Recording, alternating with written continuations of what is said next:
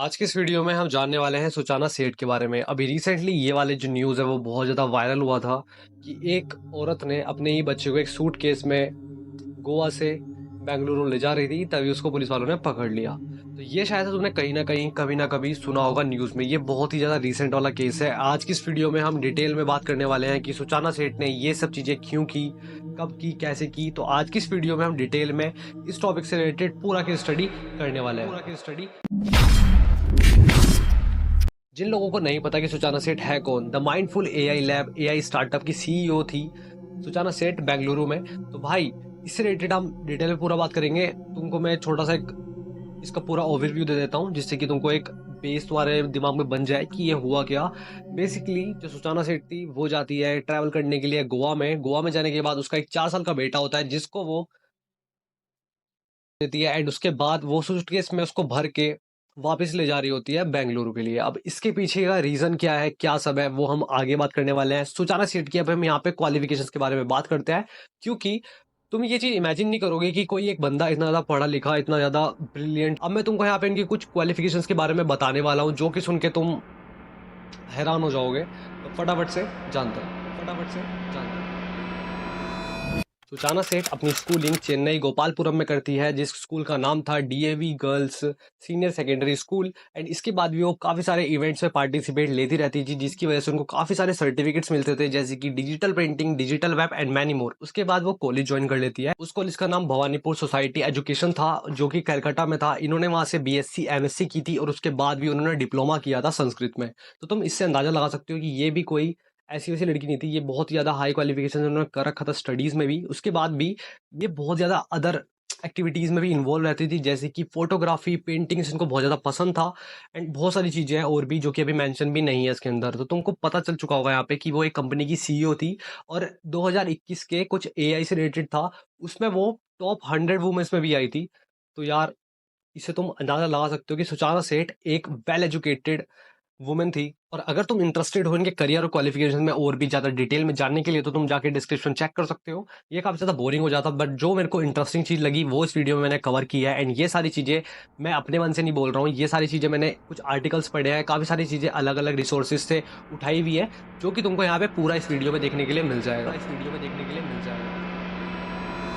अब हम बात करने वाले हैं यहाँ पे सुचाना सेठ के हस्बैंड के बारे में, जिनका नाम है वेंकटरमन पीआर। ये एक डेटा साइंटिस्ट है, एंड इन्होंने पीएचडी कर रखी है फिजिक्स में। तो इनकी दोनों की लव मैरिज हुई थी, जिसकी वजह से उनके घर वाले, उनकी मॉम भी हैप्पी नहीं थी इस चीज को लेके। उसके बाद भी काफी टाइम बाद 2019 में इनका एक लड़का होता है, जो कि 4 साल का होता है। सुचाना सेठ और वेंकटरमन का जो है डिवोर्स चल रहा होता है। उसी के बीच में उनके काफी सारे प्रॉब्लम्स आनी स्टार्ट हो जाती है, और भी जैसे कि उनके हस्बैंड से वो अपने बेटे को मिलने नहीं देती थी। ये बहुत ज्यादा मेजर प्रॉब्लम थी, जो कि उन्होंने यहाँ पे बताई गई है। एंड उसके बाद भी काफी सारी चीजें आने लगी, तो कोर्ट को वो इन्फॉर्म करते हैं कि ये मेरे को मिलने नहीं देती अपने बेटे से। उसके बाद भी एक फाइनल डिसीजन आता है कोर्ट की तरफ से, जो कि मैं आगे बताऊंगा।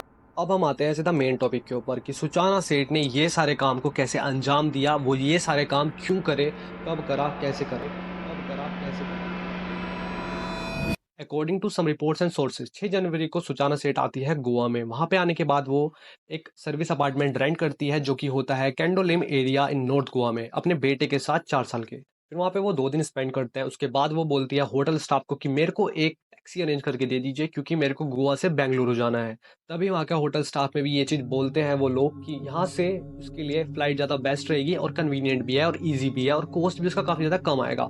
उसके बाद भी सुचाना सेठ ये बोलती है कि मेरे को जो है फ्लाइट्स में ट्रैवल नहीं करना है, मेरे को जो है बाय रोड ही जाना है।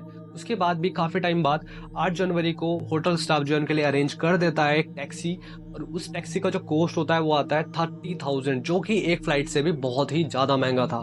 उसके बावजूद भी उन्होंने यही चीज़ बोला कि मेरे को जो है बाय रोड ही जाना है, मेरे को अच्छा नहीं लगता मतलब कहते फ्लाइट से जाना, टैक्सी मेरे लिए बेस्ट है। 8 जनवरी को सुचाना सेठ जो है गोवा से निकल जाती है बेंगलुरु के लिए टैक्सी में बाय रोड।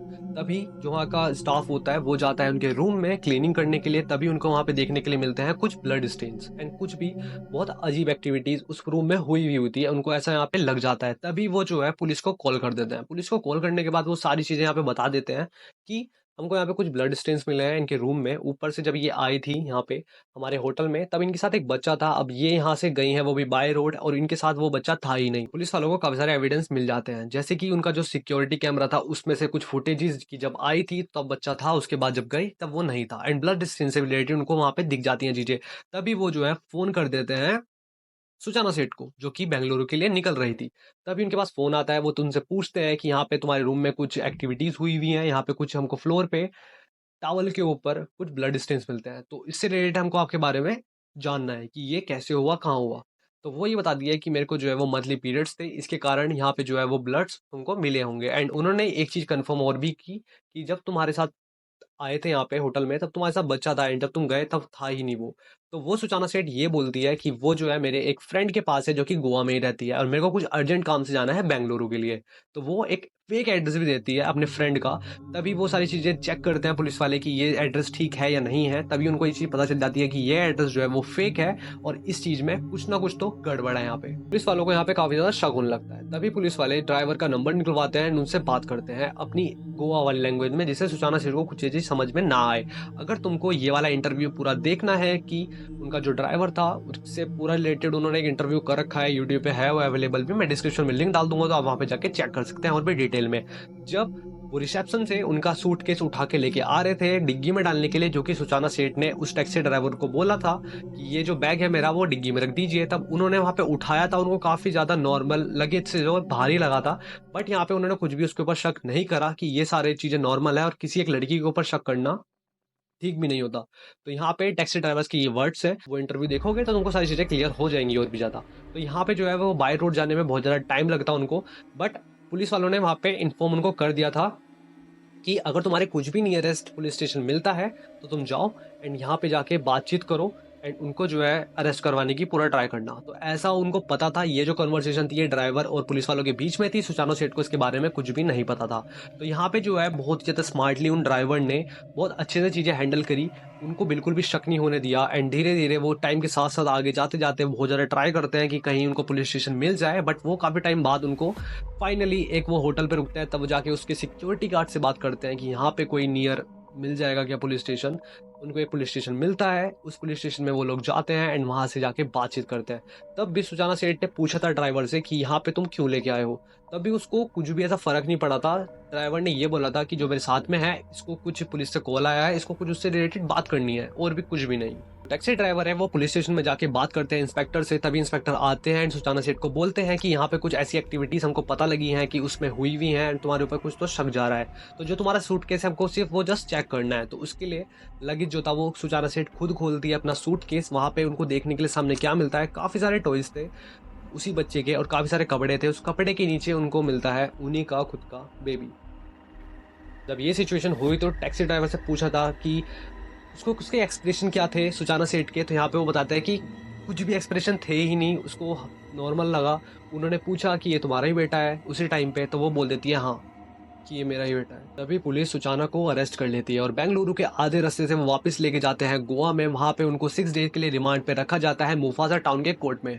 जब पुलिस इन्वेस्टिगेशन करती है तो उनको काफ़ी सारी चीज़ें और भी यहाँ पे सामने देखने के लिए मिलती है, जैसे कि सुचाना सेठ जब स्पेंड कर रही थी अपने 2 डेज ही गोवा में, तब उनको ये चीज़ उनकी दिखता है कि उनके कलाई पे जो है कुछ तो मार्क्स हैं। वो अपना ट्राई कर रही थी जान लेने की खुद से एक सीजर से। तो यहाँ पे क्या होता है, वो अपने साथ एक चीज़ कैरी और भी कर रही थी, 2 बोतल्स कफ सिरप के, जिसके कारण उन्होंने अपने वो बच्चे को दी। वो ज़्यादा ओवरडोज में आया, वहाँ पे वो बेहोश हुआ। फिर बेहोश होने के बाद किसी टॉवल के थ्रू या किसी कपड़े के थ्रू या तो किसी वायर के थ्रू कुछ तो उन्होंने करा उसके बेटे के साथ, जिसकी वजह से आज वो हमारे बीच में नहीं है। और ये चीज़ बहुत ही ज़्यादा टाइम बाद पता चली जब ये सारी चीज़ें इन्वेस्टिगेशन हुई इस चीज़ के ऊपर।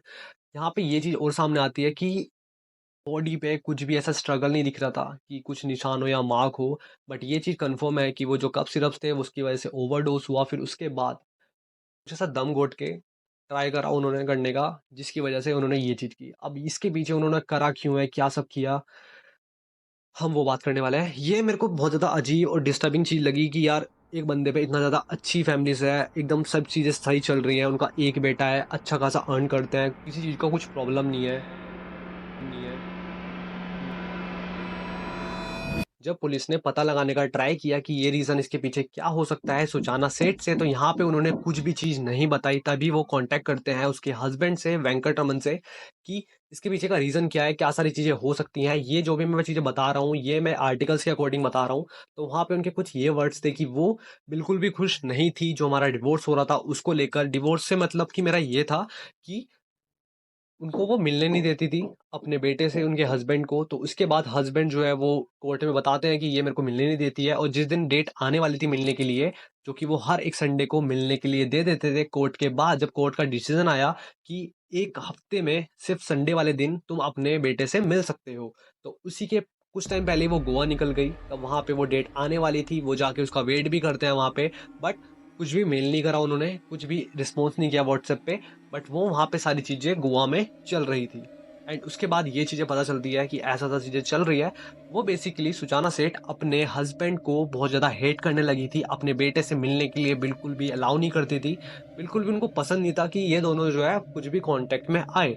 तो ये जो है उसकी चीज़ में एक तो ये वाला डिसीज़न हो सकता है। ऊपर से जो दूसरी चीज़ बताई जा रही है, वो ये बताई जा रही है कि जो उसका कोर्ट का डिसीज़न आया था, इस चीज़ को लेके उनको बहुत ज़्यादा वो बायस लग रहा था उनके हस्बैंड की तरफ, कि कोर्ट वाले जितनी भी सारी चीज़ें कर रहे हैं, वो शायद से उनके फ़ेवर में कर रहे हैं ज़्यादा से ज़्यादा। तो ये एक बहुत ज़्यादा वो टेंशन वाली चीज़ पता नहीं क्यों ले रही थी इस चीज़ को लेके। उनके बीच में काफ़ी सारी चीज़ें और भी क्लियर शायद से अभी डिस्क्लोज़ नहीं हुआ है हमारे सामने, बट ये जो है वो बेसिकली मेन रीज़न्स बताए जा रहे हैं। और उनकी जो मदर थी, वो ये भी बता रही हैं कि इन दोनों का जो है वो लव मैरिज था। हम तो एग्री कर ही नहीं रहते इस चीज़ को लेके कि इन दोनों की शादी यहाँ पे होनी चाहिए। अब मैं जो तुमको बताने वाला हूँ वो बहुत ज़्यादा वियर्ड चीज़ है। उस सूटकेस के अंदर से सिर्फ उनका बेटा, कपड़े और टॉयज़ ही नहीं निकलते, उसके अंदर से एक नैपकिन निकलता है। नैपकिन के अंदर उनके आईलाइनर से कुछ तो लिखा होता है। वो उस लेटर के अंदर ये बताया जा रहा है कि वो बेसिकली ये बोलती थी कि जो भी अभी डिवोर्स हुआ है, ये जो सारे डिसीजन आया है कोर्ट की तरफ से, मैं इसको लेके बहुत ही ज़्यादा नाखुश हूँ। Section 302, 201 and Goa children's act के अकॉर्डिंग उनको जो है कोर्ट ने सजा सुनाई। एंड आज सुजाना सेठ सलाखों के पीछे है। बहुत ज़्यादा कंफ्यूज हूँ इस चीज़ को लेके। जो उनके हस्बैंड थे वो भी बहुत अच्छा खासा अर्न करते थे, एक अच्छी खासी फाइनेंशियल स्टेबल फैमिली होने के बाद भी ऐसा सब कोई कैसे कर सकता है अपने खुद के बेटे का साथ, वो भी काफ़ी सारी चीज़ें वियर्ड है। एंड और भी चीज़ें अभी इन्वेस्टिगेशन चल रही है इस केस से रिलेटेड, आगे वो काफ़ी सारा डिस्क्लोज हो जाएंगी, तो इसके डिस्क्रिप्शन तुम चेक करते रहना। मैं अपडेट करता रहूँगा इस टॉपिक से रिलेटेड। और एक चीज़ और भी बताई जा रही है कि सुजाना सेठ मेंटली स्टेबल नहीं थी।